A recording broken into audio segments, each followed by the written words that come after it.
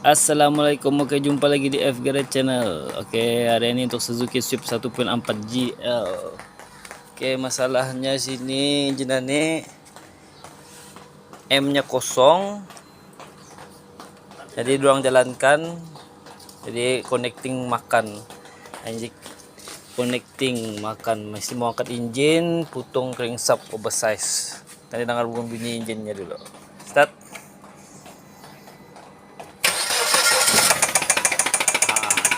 Ini bunyi connecting makan ini kalau sebunyi cuma ini tidak boleh jalankan, boleh menyebabkan engine pecah, crankshaft boleh patah, blok boleh berlubang. Oke, coba rest sikit saja, jangan bunyi, rest sikit saja. Oke, rest. Oke.